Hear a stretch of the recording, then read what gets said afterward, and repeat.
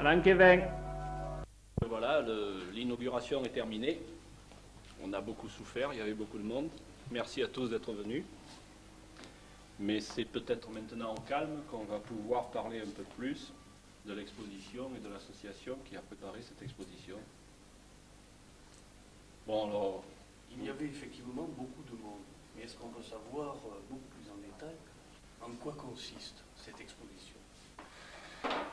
Quel est son objet? L'objet de l'exposition, c'est de montrer aux vieux Malocéniens et aux nouveaux Malocéniens, Malocènes du passé, à travers ces cartes postales. On est tous un peu collectionneurs. Jackie, Vincent, Annie et moi, nous avons toujours collectionné ces cartes. On se les a un peu chippées, on s'est un peu bataillé autour des cartes. Pendant longtemps, on cherchait à savoir qui aurait la meilleure, qui aurait la plus jolie. Puis maintenant, elles sont toutes jolies, elles sont là. Et maintenant, tout Malocène en profite. Eh bien oui, tout Malocène en profite, évidemment. Par exemple, tout Malocène va connaître l'histoire de cette première série de cartes. On a eu la chance, je crois que c'est un collectionneur du Nord qui l'a envoyé à Vincent. On a eu la chance de retrouver les premiers clichés. Ces clichés ont été faits par un Malocénien et ont été édités par Jean Brun, par Brun, Joseph peut-être, éditeur de cartes postales très connu au début du siècle. Et la petite fille du photographe, du Malocénien donc, ou la fille du Malocénien, écrivait à une de ses parentes et lui envoyait ses cartes en lui disant voilà, c'est les cartes de mon papa, c'est les cartes que mon papa a fait et qu'il a tirées avec l'éditeur. Oui, cette première série de cartes, effectivement, est intéressante. Elle montre le tout début de cette collection. Mais quels ont été les autres thèmes choisis? Est-ce qu'il y a eu un fil conducteur? Quel a été votre souci d'organisation? On a suivi finalement les goûts des photographes de l'époque. Et les photographes de l'époque, ils se sont, par exemple, attardés sur les vues générales de Malocène. Et ils ont aussi photographié les monuments. Ils ont souvent photographié des scènes de la vie locale. Mais on n'a pas sur Malocène, il nous manque sur Malocène certaines cartes très riches qu'on trouverait ailleurs. Par exemple, dans la brochure que nous avons faite, nous proposons des cartes sur le marché de Carpentras. Il y avait à Malocène des marchés qui étaient très beaux, aussi beaux que celui de Carpentras, il faut être chauvin, et même sans lettres, c'est vrai. Et nous n'avons pas de cartes sur le marché aux cerises, sur le marché du mercredi ou du jeudi.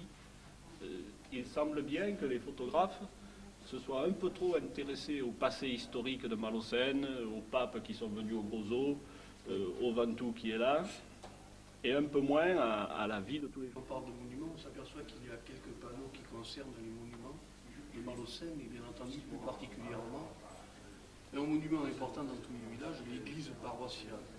Est-ce que vous pouvez nous en parler? Oui, je voudrais vous parler surtout du panneau fait par Michel Brusset. Michel Brusset, un jour, m'a raconté les différentes étapes de l'histoire de l'église, de la construction de l'église.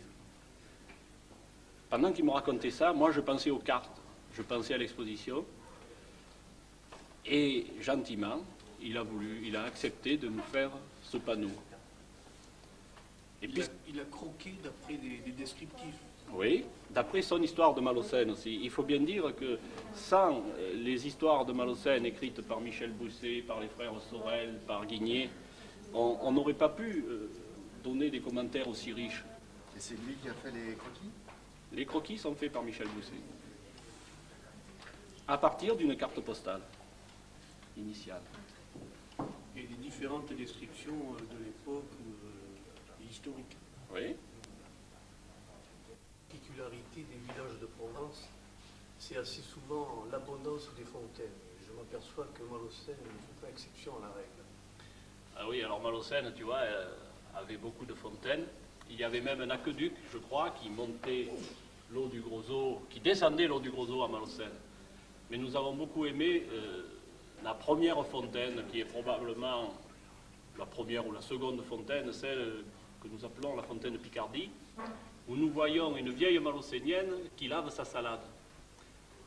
Cette vieille malocénienne est à la coiffe du pays et, ma foi, c'est aussi un témoignage des costumes de cette époque. Je m'aperçois que quelques communes voisines vous ont piqué quelques monuments. Ah oui, il y a la fameuse fontaine à Mondieu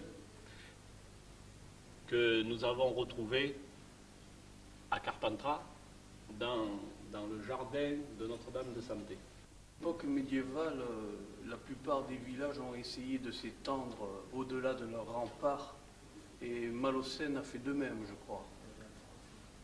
Et oui, Malocène, les remparts de Malocène tombaient un peu en ruine et coûtaient cher aux Malocéniens. Alors, ils ont été cassés, détruits, on a certainement réemployé les pierres, et on a créé ce que nous appelons maintenant le cours des Isnards. C'était un domaine privé, je crois. Oui, qui appartenait au marquis des Isnards. Une partie appartenait, je crois qu'il y avait d'autres parcelles qui n'étaient pas à lui. Nous voyons sur cette carte le cours avec la bascule, le poteau indicateur de Beaumont et les 4 rangées de platanes qui ornaient le cours jusqu'en, je crois, 1948. A donc été percé à l'origine de 4 ou 5 portes principales, et même uniques d'ailleurs, notamment la porte Duron et Cabanette, qui est peut-être la plus connue de nos villageois pour le petit commerce qu'elle entretenait. Oui, cette porte est probablement une des plus jolies portes malocéniennes. Les commerces s'y sont installés. Sur les cartes, on voit très bien l'évolution des différents commerces. Et puis, la porte Cabanette est restée dans l'esprit, dans les souvenirs des Malocéniens, parce que les gens du village faisaient une fête, la fête de la porte Cabanette. Et on se souvient tous, on n'était pas grands, hein, on devait avoir 5-6 ans, on se souvient tous de ces fêtes organisées par les gens du quartier. De nos jours, ce qu'est la porte Cabanette. Toujours une porte assez typique, avec des petits commerces tout autour. Reconnaître notre grand-mère sur une de ces cartes postales, en plein travail De battage. de battage, semble-t-il, oui. Oui, oui. Ben là, tu vois, on arrive sur un battage sur l'aire de Tussac, l'actuelle propriété Bonnet. C'est probablement un battage pendant la guerre de 14, parce qu'il n'y avait que des femmes qui travaillaient avec des petits-enfants. Effectivement, je vois ma tante aussi. Tu reconnais? Bon, et il faut parler de l'agriculture de ce début du siècle. Là, c'est une agriculture qui se sortait juste des crises du 19e. Et on a appelé le début du siècle la belle époque, mais pour les paysans, c'était certainement pas la belle époque. Pour nous, ces cartes ont surtout une valeur affective, mais il faut se souvenir qui décrivent les liens des cartophiles et des philatélistes. Et c'est l'ami Pierrot Beinet qui nous a prêté ces cartes. Alors Pierrot, qu'est-ce que c'est ces cartes? Il y a des premiers jours, on a du timbre, là, par exemple, qui sont pas mal intéressantes, mais enfin, il n'y a rien de bien sensationnel. Il y a celle du puits, qui représente le marché. Effectivement, le marché au Tilleul. Et puis à côté, on voit un peu plus à droite une vue du Ventoux, qui est prise de quel endroit? Quelle est cette ville? C'est Carpentras, je crois. Voilà, mon sein, je refuse. Ah bon? Ah ben évidemment, Je refuse, et les mais- touristes, il n'y avait pas de touristes. Heureusement qu'il n'y avait pas de touristes. Ben, c'est un...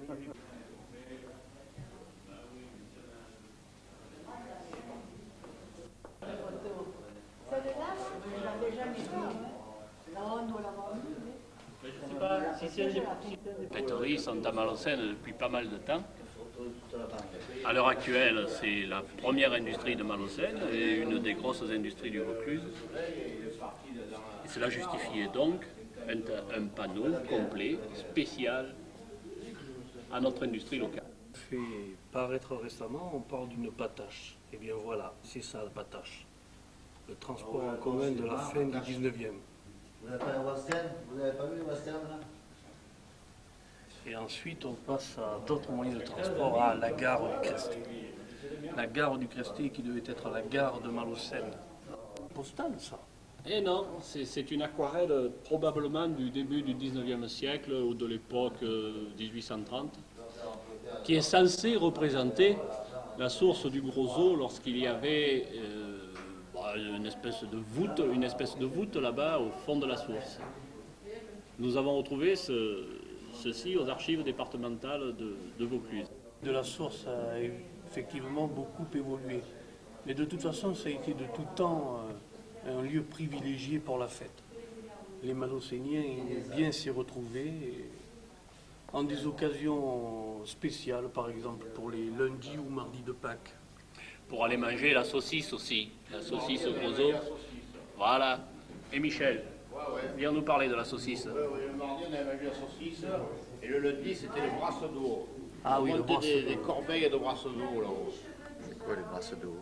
Les brasses d'eau, c'est une brioche locale. C'est rare. Du Ventoux.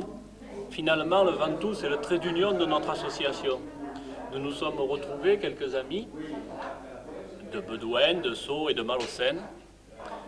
Il nous a semblé intéressant de créer une association qui s'intéresserait à un certain nombre de choses qui ont trait au Ventoux.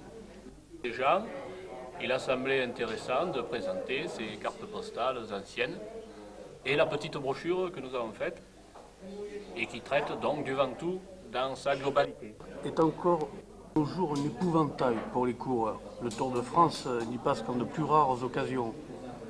Et déjà le 14 juillet 1902, un des téméraires qui avait fait l'ascension pouvait écrire « L'ascension du Mont Ventoux demande 7 heures en voiture, 6 heures à pied et 3 heures et demie pour un cycliste entraîné. Développement 3 mètres au maximum. La descente vertigineuse en roue libre sur des pentes caillouteuses à 12% est une dangereuse acrobatie. J'y ai brûlé 2 freins et une paire de jantes de bois. Avis aux amateurs. »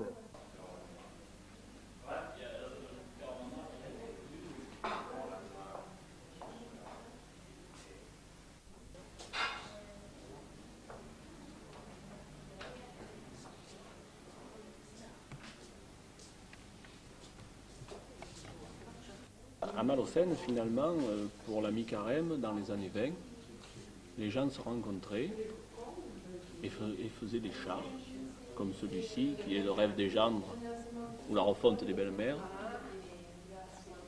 Et puis peut-être aussi cet autre-là, qui je crois s'intitulait le thé chinois. Ce qu'il y a d'intéressant, c'est plutôt la démarche des gens. Ils n'avaient pas besoin d'un grand bal, ils faisaient le bal eux-mêmes.